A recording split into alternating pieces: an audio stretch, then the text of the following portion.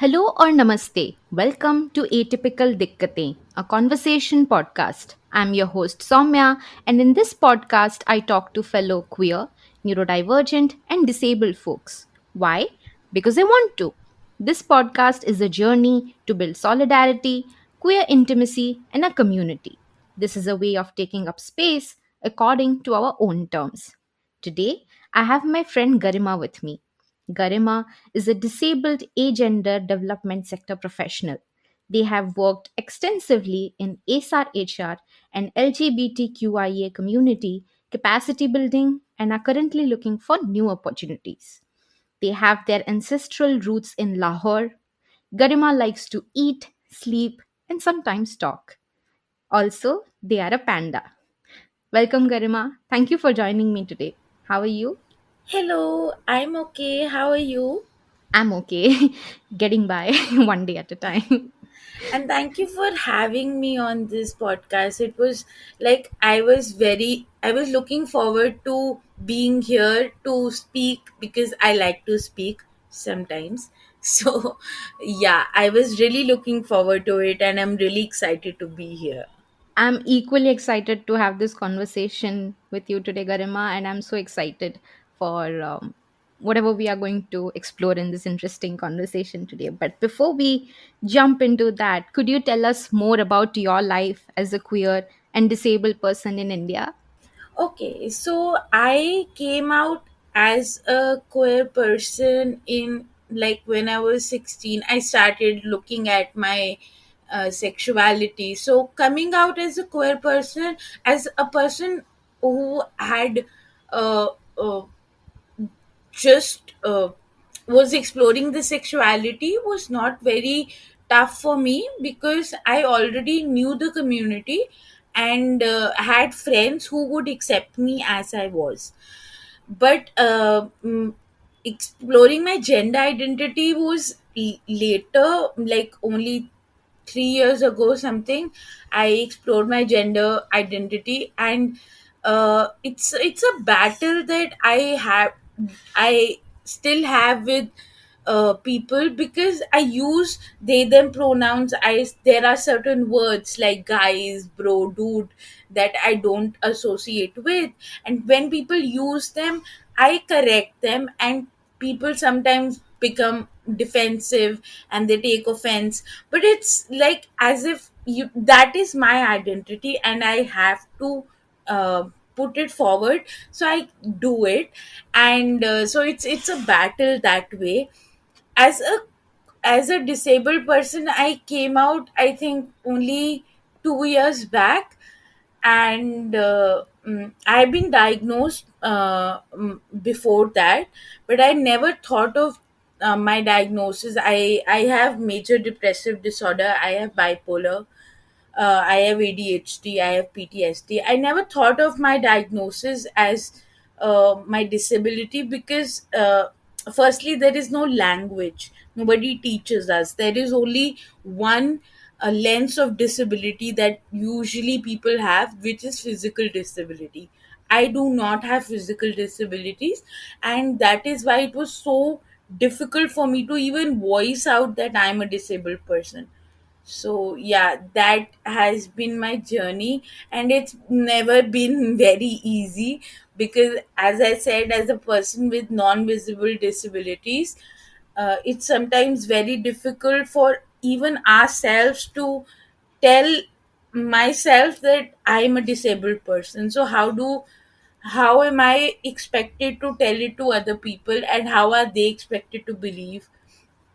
So being a queer person in India has been easier than being a disabled person in India, is what I think. Yeah. I could relate to a lot of the things that you shared when people, like, in gatherings, they say, hey guys, I don't feel exactly comfortable, but I also don't try to, I mean, I still struggle asserting myself and taking up space. But when you shared your experiences, it did feel empowering. Um, so I'm not like, I identify as neuroqueer. So the way I see gender, the way I see sexuality is very fluid. So I don't necessarily associate with labels, and I feel when I call myself neuroqueer, that feels a very comfortable space. But I hear you. It's like all the terms are so gendered, like ladies and gentlemen or guys, and it does irk me. Even when you fill out forms, you see there are boxes that you have to tick. But since, like, I don't necessarily identify as non-binary either, so I've never felt taking up that space, but that does induce a sense of discomfort for me. So I do relate to that. And you very correctly said that, when the disability is non-visible, it's even more difficult to, first of all, like, I struggled identifying with the term disabled, because I was like, am I taking up space which is not mine?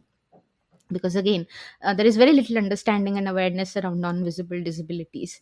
So it's a constant struggle. But I also want to know, what are some common challenges you have faced as a person, as a queer person with non-visible disabilities, um, like in your daily life, and what according to you would help, if, as a society, we could do that would better support you. Yeah, I firstly I want to say that I do get I do get that point of taking up space which is not ours, probably. But the fact is that I used to feel like that am I taking up too much space? But then it felt like I am not. I need to take up space, because if I don't take up, somebody else will occupy that space, and my for for me to take up that space, like, the avenue will be gone.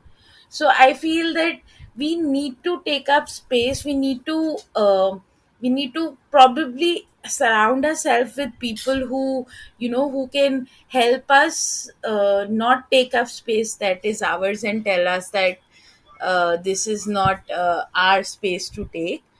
And yeah, and the challenges, when you say challenges that I have encountered as uh, being so as I said, it's been easier to be a queer person than to be a disabled person, because queerness is like it's internal. Nobody asks you to prove your queerness. Like, some people do, but otherwise mostly people don't. And y- I can be a queer person without having, like, say, a girlfriend or a boyfriend or a partner.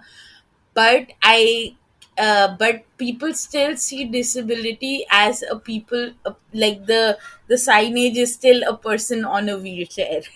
So I don't know how that happens. And I've had I when you say challenges, the major challenges I have encountered are in workspaces.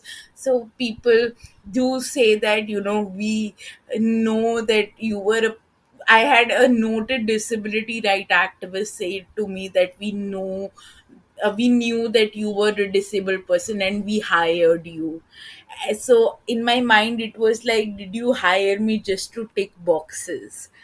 Or when people know that I'm a disabled person, and they want me to function on a neurotypical deadlines, and they say things like that, your colleague could do it in one day, I did it in one day, why couldn't you do it in one day? It's as if I'm always accountable to people, uh, to perform my disability. Like, I never have to perform my queerness as much as I have to perform my disability. Yeah. No, that makes sense. These days, the diversity hirings which are happening, they are just to tick boxes. People often forget that, it's a collective responsibility. It's like we are dealing with systemic issues here, and we need, collective care. a collective responsibility to tackle that, but somehow it always ends up being a disabled person's responsibility to either educate or like push back or like advocate. And it's a lot, like you're constantly fighting these neuronormative or ableist system, which is tiring, to be very honest. And yeah, that's why taking up space is even more important, because if we don't fight for ourselves, nobody else will. It's a double edged sword, to be honest. But um so according to you, like when you face encounter ableism at the workplace, so how has it affected your professional life, and what would help, as per you, what would help us in the workspace? Like obviously all the disabilities, visible, non-visible, they are very unique and they are dynamic, and all of us have different challenges, and it has to be, each voice has to be heard. But according to you, what are some basic things, good practices that ought to be practiced in the workplace, which would help disabled individuals? Sure. I think, like, as you said, firstly, that every disability, I would just like to reiterate it. Every disability is unique, and everybody needs to be heard, because what works for me might not work for you or the other person. And but having said this, the organizations that I worked with, they've once they told me that, what accommodations do you need, and when I told them the accommodation, they said that, this accommodation does not come under the ambit of your role. So I would be like, I was thinking that either you give me a list of accommodations and I could choose from them, or just go by my word. So having very clear communications are, if you're asking people that what accommodations would you require, have very clear have very clear communication as to what your needs are and what are the needs of the role, and what are the needs of the candidate, and then having like a negotiation between them is something that I can think of. And to answer your earlier question as to how has my professional life been, so my professional life has been very haphazard. I've had to move so many jobs, and now people think that there is something very wrong with me, that I cannot hold a job for more than few months. But they don't see that I have actually, like, I can't tell them that, there was a problem at every stage of the job, and that is why I had to leave it. Because earlier I was not aware of my own disabilities, and that created a problem. But when I am aware of my disabilities now, like the job role, the organization sometimes does not work and I have to leave, and that creates a bigger problem in my CV, the kind of gaps that I have, and nobody seems to understand it. So I think the solution here is, listen to disabled people, hear what they have to say, because we are not asking for accommodations out of the blue. If I think a nap would help me do better work, I'm asking for it because it would certainly help me. And listening is very important, and believing disabled people is very important. So I think that is something that comes to mind. Yeah, it's a very capitalist culture, where your worth is decided upon, like, how productive you can be.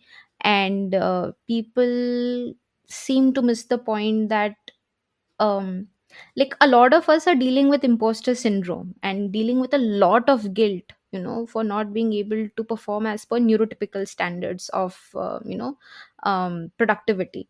So this thing that you have to justify why you need the accommodations, and it's not a favor, it's not a level playing field. Accommodations help it make more equitable for disabled people, but this is a point that somehow people miss, and it becomes an individual problem. Because if you just hire without making the field equitable for disabled people, you are still upholding the ableist practices, right? So there's no point of that diversity hiring. And like during such times, I think community support is very important. So I would like to ask you, like you mentioned briefly, like having a community, feeling a sense of belongingness helps us during these times. So can you tell us more, like how is community helpful? Why according to you building a community is important for us? And how do we even like build solidarities with so many intersectionalities, because we are not a monolith, right? So it becomes even more important to come together with our different identities and intersectionalities. So what has your experience been when it comes to like building solidarities within the community? uh, Definitely building solidarities and getting community care is so important, because there is a saying that it takes a child to raise it takes a village to raise a child. It's just that it's a saying that, like, resonates with me, that we need so many people. We are social animals.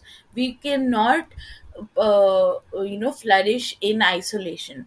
So we need people around us. But being a person who has a difficulty in talking, I also feel very very very very mm, like it's problematic for me to talk to people, ask for help, because again imposter syndrome comes in.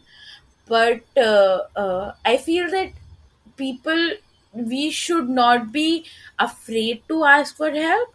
I think nowadays, due to the rise of social media, Instagram and everything, there are many support groups out there for disabled people. There is so much learning happening online. I came to realize I am a person with ADHD, and I have some symptoms of autism, uh, due to a social media friend that I have.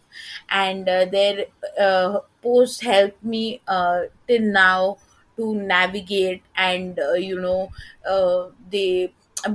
to them I have connected to many of the Instagram pages, support pages that there are. So there is a lot of help available thanks to the internet. But it can be very scary asking for help. But we should ask for help when we can, because again, if we don't ask for help, it's a very lonely world out there, which can be really really scary to navigate.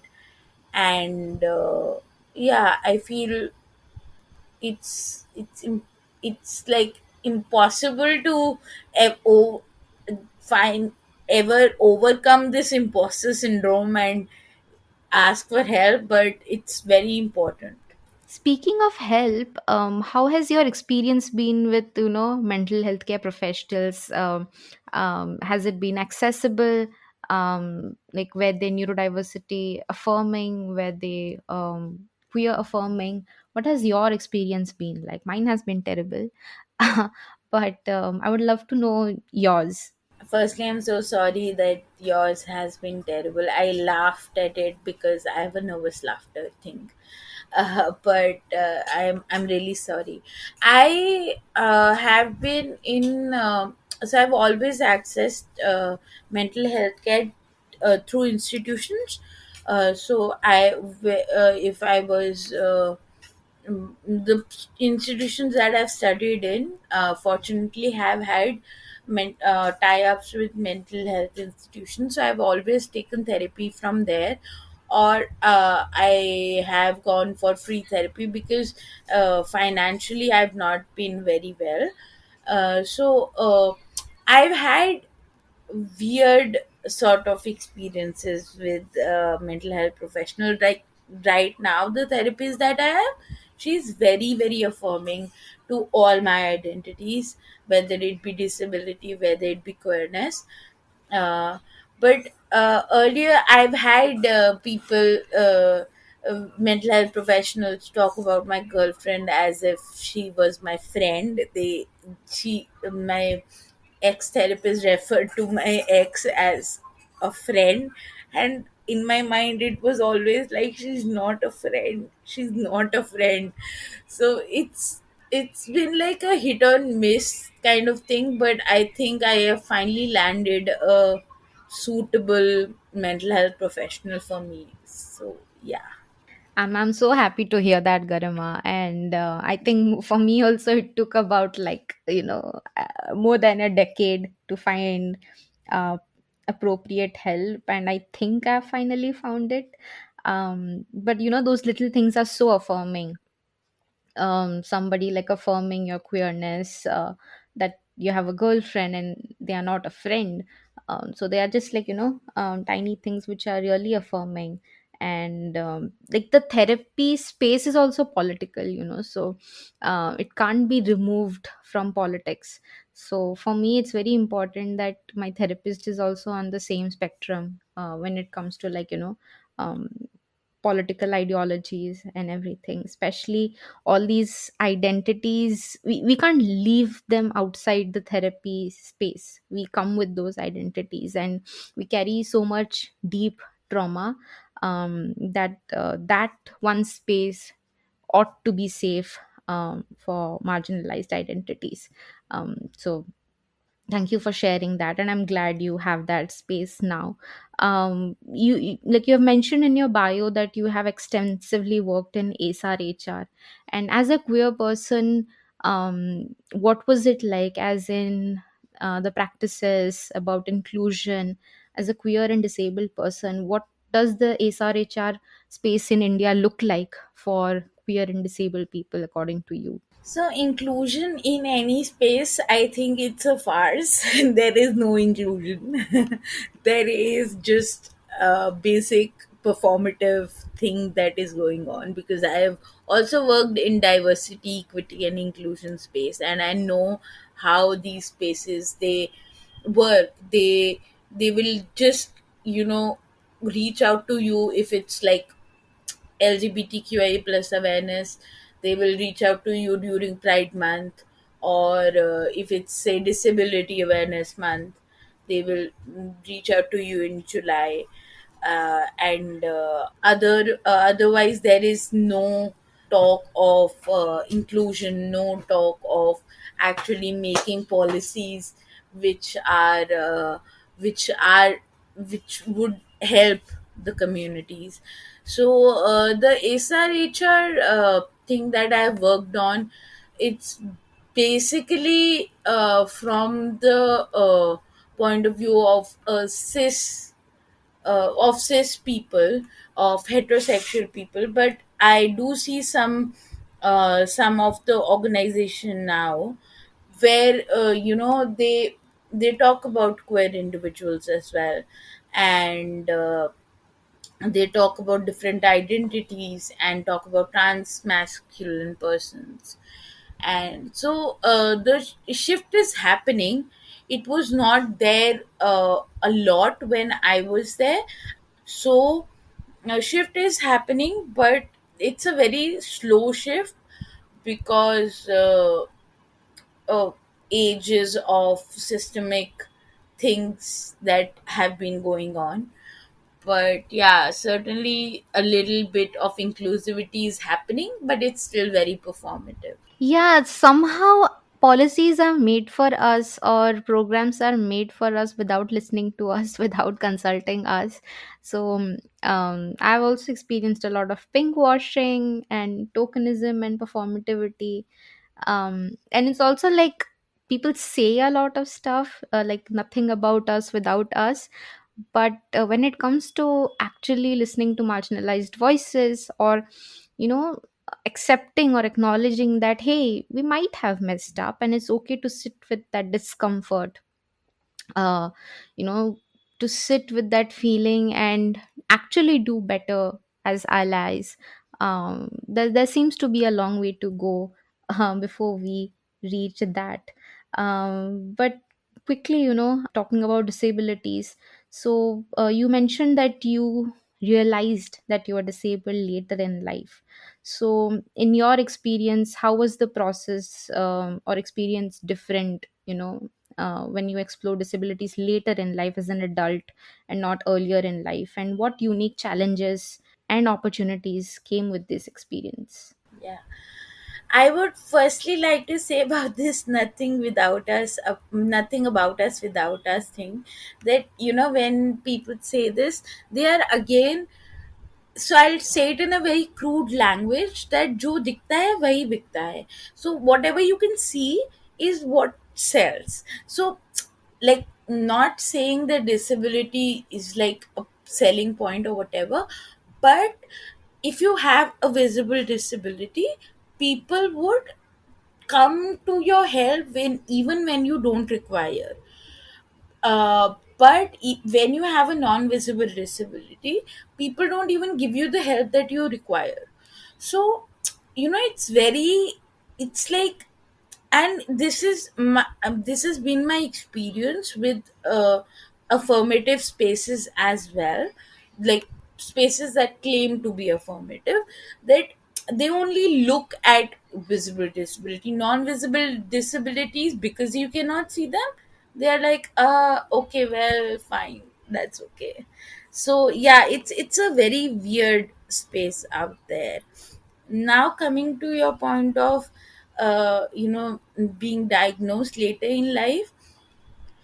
So, being diagnosed later in life, I think, took a lot away from me, because if I knew as a young person, that I was this disabled person, it would have given me a lot of new tools that I would navigate, that would be useful to navigate my disability better.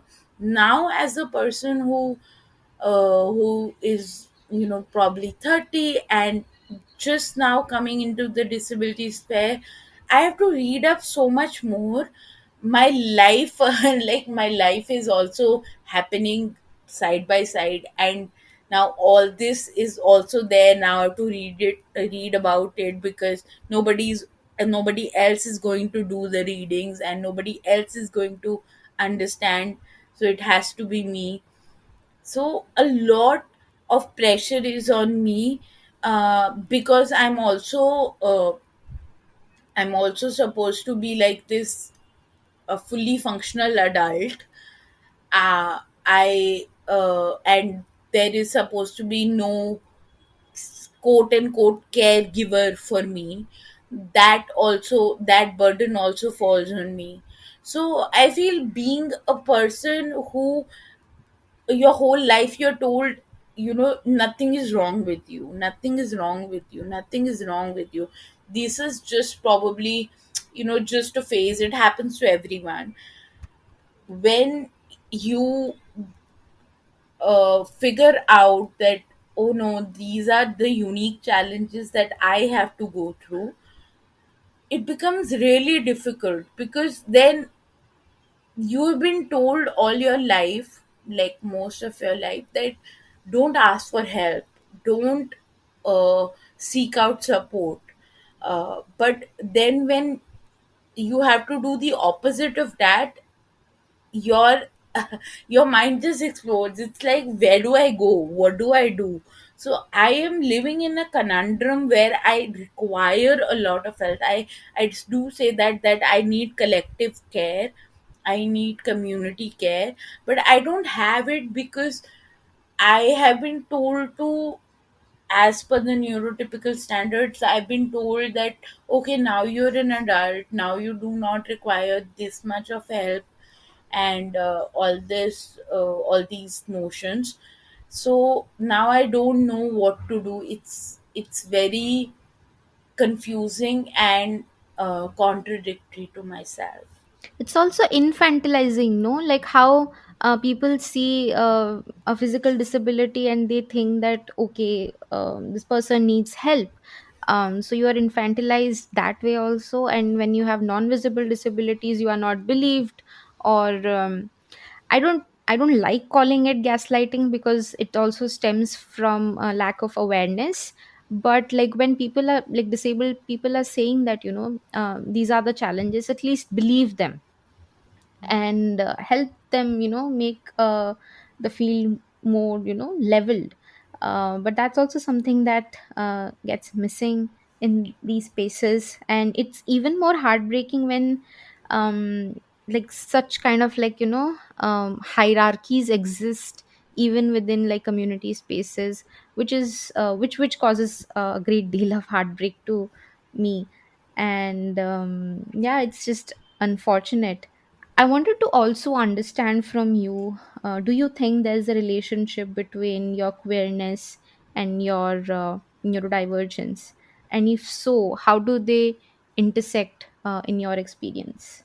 Yeah, I I was thinking about it, that I don't know whether where does my neurodivergence end and where does my queerness begin, and are they fueling each other? Like, am I neurodivergent because I'm queer and I have all this collective trauma inside of me, or am I queer because I'm neurodivergent and I cannot make sense of the world?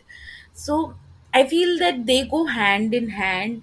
It's something that, like, I think I read about a study where they said that a neurodivergent person or a queer person is more likely to be neurodivergent or something of that sort.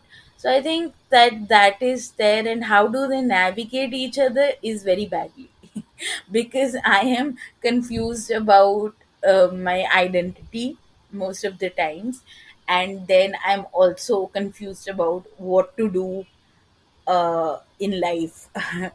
So it's so heavy on my brain. Like, sometimes I just wish that my brain was not there, so I could just, like, probably breathe, because it becomes so heavy. Too much awareness happens and then I'm like, I do not want to be. So yeah, I think it navigates. There is no navigation as of, like, of sort. They are interacting in a very messy sort of way, because I still cannot find a point where my neurodivergence ends and my queerness begins, or vice versa. So yeah, I feel it's very messy and I would like it to stop. Yeah. I think I relate to that as a neuroqueer person. I can't separate my neurodivergence, my queerness, my idea of gender, my idea of sexuality. I can't separate them. Like for me, when I stim, I engage in self-regulatory behavior. That is a form of queerness. Because again, people give me looks or people wonder what's happening. And also people have this idea that autistic people, they just grow out of autism. That doesn't happen. Autistic kids end up being autistic adults. And it's just that when we are aware of our disabilities early on in life, we have the tools to cope with them. But Mhm. like you said, as adults, when we come to know about it, it's like we have to learn new ways after like spending more than 2 decades in this neuronormative world, where like we are forced to fit in, like round pegs in square holes kind of situation, and it causes so much trauma, gives us so much trauma. And then all of a sudden we have to come up with these skills, with these coping mechanisms, or it turn our um unfortunately unhealthy coping mechanisms in some cases to healthier ones. That's a lot of work. and it's just so individualized is what causes me a great deal of heartache. But yeah, I think you were saying something. No, I was just kind of agreeing to what you're saying because it just resonates so much with me. I feel that all of this is so true, and yeah, why couldn't I have been like I was just reminiscing that I why couldn't I have been like this disabled kid, but yeah, I don't know what to say. No, like it does bring you a sense of, support. You get a support system when you like, when you get to access this help or these systems. But as an adult, it's a lot of work, and not just work. You have to actively work through the trauma and, rebuild the narrative around you, because otherwise everybody makes you feel like something is inherently wrong with you, right? So and it's a lot of work, and on top of that, you have to function as an adult, do, navigate through life, do things that you are supposed to do, work and earn. It's a lot of labor. And I wish, there's more research, and like more of us, when we are kids, we get access to this help, because otherwise we just end up with like PTSD and trauma as adults, which is just difficult to deal with. Yeah. But like, I wanted to ask you, what brings you joy? You mentioned you have been working with the community, you have been working in capacity building. So what brings you joy as a queer and disabled person? Being in spaces where there are other disabled folks, other queer folks, brings me a lot of joy. Food sometimes bring me sharing food brings me a lot of joy, uh, and that too with mostly with people who are queer and disabled. I went to this organization where we had to do a session, and there were a lot of that organization works with disabled people.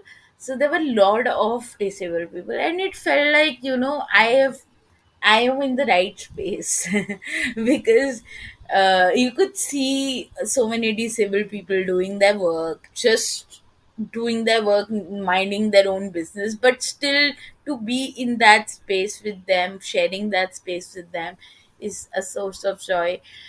Going to places where there are queer people. I went to Maya Bazaar in Bangalore. There were a lot of queer people there, and I was complimenting most of the people there because they looked so pretty. So that these are some things that bring me joy. Eating, sleeping brings me joy. So yeah, those are little things that brings me joy. Talking about food, people kind of like get surprised when I say them. I have specific foods that I like, same foods, right? It brings me like those foods, like they bring me comfort when I'm anxious or like I'm dysregulated. They just bring me a sense of comfort. And that also brings me a sense of joy, which most people don't get. Like, I'm not very experimental with food. I like my same foods, but yeah, that's something that brings me joy, which doesn't make sense to most people around me. Yeah. I also wanted to ask you, why do you call yourself a panda? That is funny because I myself like pandas like to sleep, and if they are stubborn it's very hard to move them. That is me. I like to sleep, and I like to eat also, and if I do not want to get up, you cannot move me. So my friends called me panda, and I was like, yeah, that name just stuck. Okay, that makes sense now. Because I love pandas, and sometimes I wish I was a panda. I could just eat and sleep and not adult at all, because it's a lot of work. So I relate to that. Yeah, and I had like one more question. Given queer experiences are also so unique, so could you help us understand what, according to you, like what does agender mean to you? in this cis heteronormative world?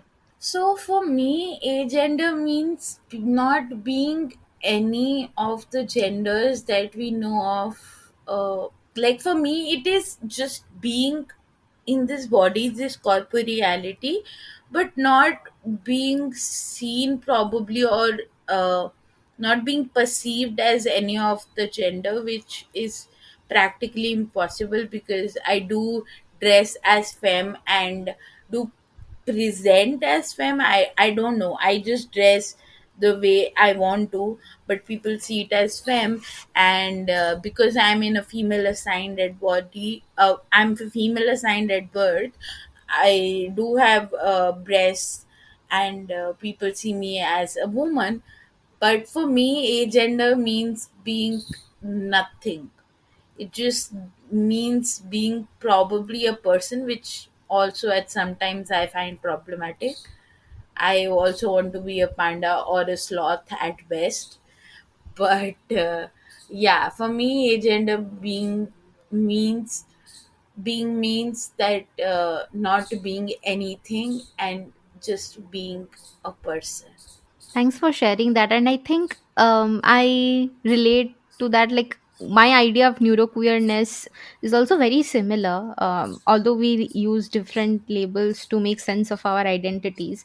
But the experiences that you share, like how you can't completely remove your queerness from your neurodivergence, or the idea of gender, it's very comforting to know that, it makes me feel like a sense of commonality, sense of solidarity.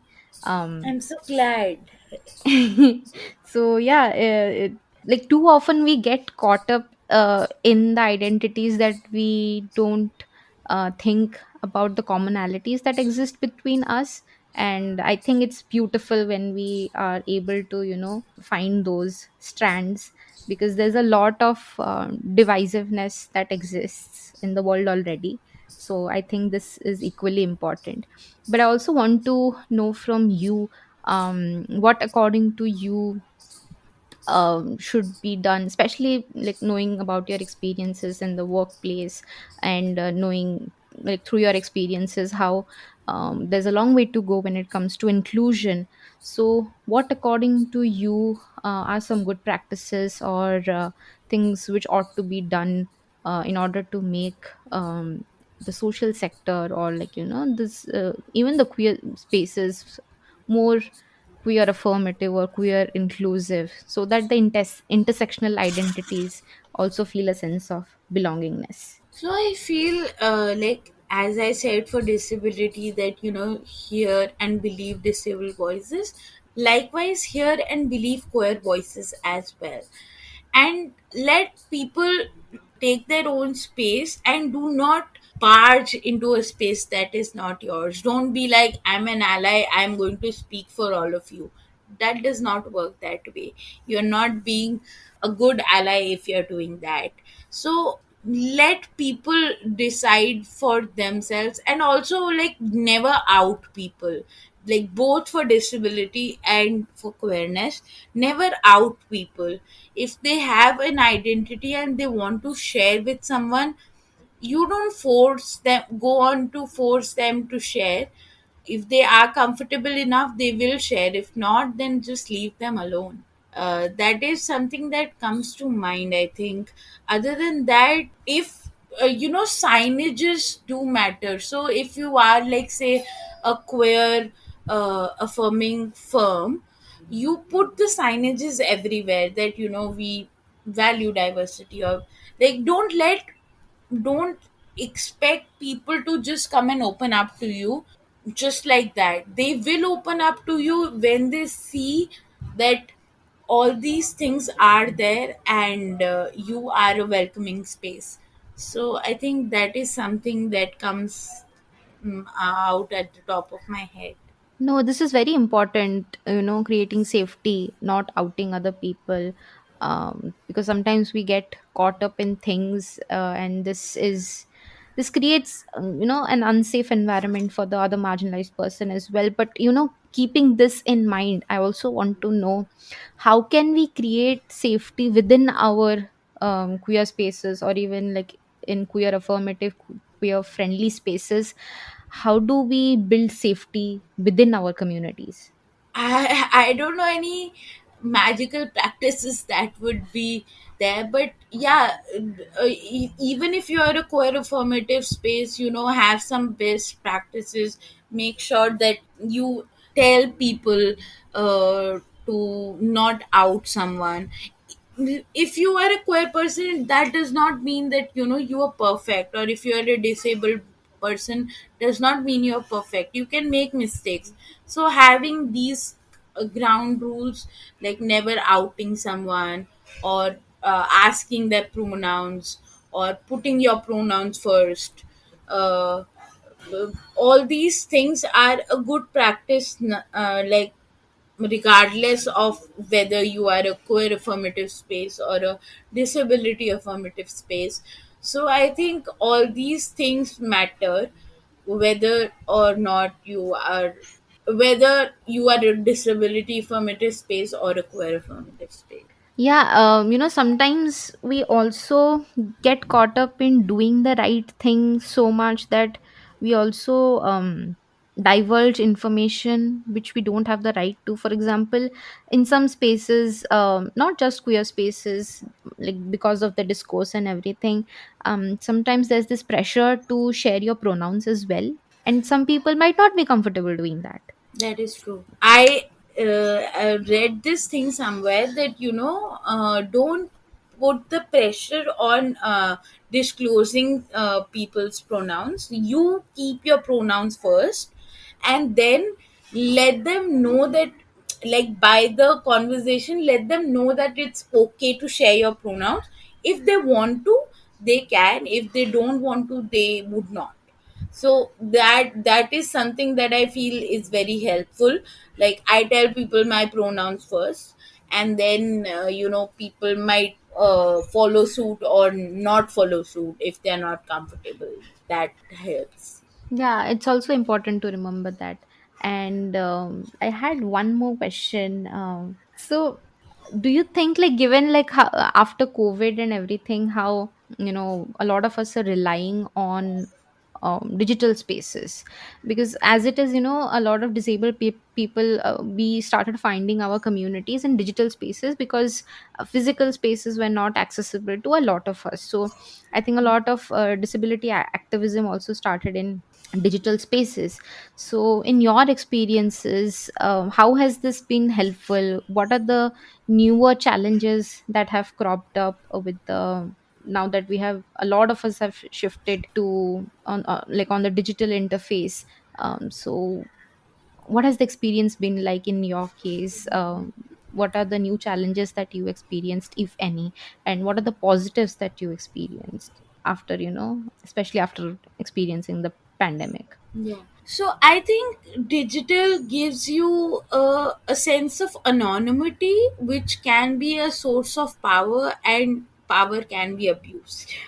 So, say a person sitting behind the screen can be anyone, and if they're interacting with me online, they can be anyone, and I can be anyone.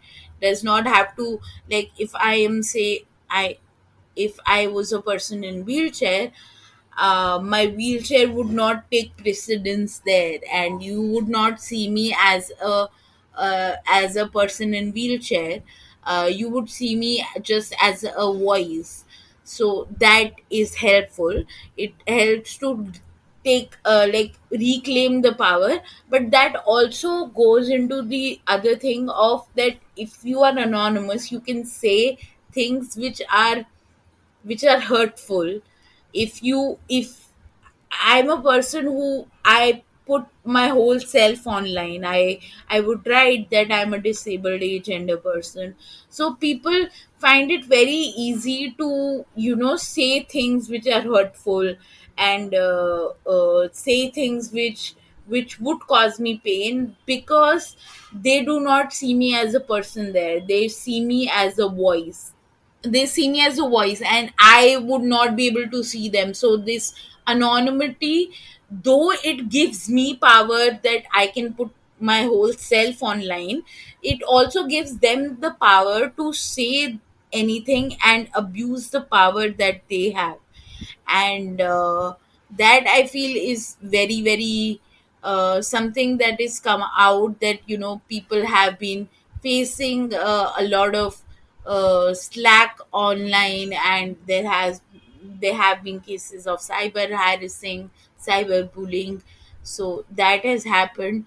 Also, one thing is that people, uh, uh, which I have noticed. So I have been very active on these dating sites, and I do see that, when I tell people that, like, if I do tend to, after a point in conversation, I do tend to tell people that I'm a disabled individual, and the conversation kind of drops from there. I don't know what to say after that, because, like, the conversation would be going good. It would be like, all fun and everything, and then when I say that, they'd be like, oh, but you don't look disabled. And I don't know what to say to that. And or they would just not be interested in talking to me after that, because they would feel as if, they would have to take care of me, as if I've not been taking care of myself for the past 28 years. So it's very difficult, like, this anonymity, the garb of anonymity that is there in offline spaces, in online spaces. It's both it gives you a sense of power, but again, it takes away all the power, and it makes people monsters. So Firstly, I'm so sorry, Garima, and I totally hear you. I totally do. And I have had similar experiences as well. The moment the moment I tell people that, hey, I'm asexual, or I'm neuroqueer, or I'm autistic, some ask very intrusive questions, and I have to do the emotional labor of, like, educating them, or um, like complete ghosting. And that otherization does hurt after a point. Initially I used to think, okay, like, maybe that happens, but when it becomes a pattern, you notice it, and that otherization hurts. And like, people somehow, like, as soon as they learn that, you're disabled or you're autistic, they somehow take away our agency. mm, Like, I have been taking care of myself, and we are capable of forming, healthy relationships. And but this again shows how deeply ableist the world is. And I frankly, the otherization hurts the most in these spaces. So I completely relate on that, and I too have a nervous laughter, by the way, Garima. So when it's hurting me and I don't know what else to do, I just nervously laugh. So again, there's another commonality that we have. But yeah, this helped validate a lot of my experiences, and I hope the experience was similar for you as well.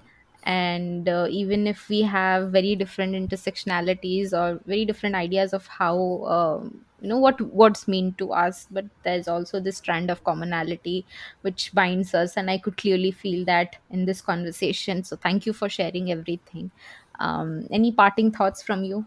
no, I just want people to know that, please be kind. You don't know what the other person is fighting, the battles that they are fighting. So please be kind. Also, please listen to neurodivergent people, queer people. When they say things, they know themselves better. They are probably not speaking for you, they're speaking for themselves. So yeah, please be patient. Also, thank you so much, Soumya, for holding this space.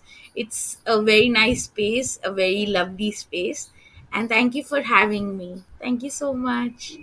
It was lovely to have you, Garima.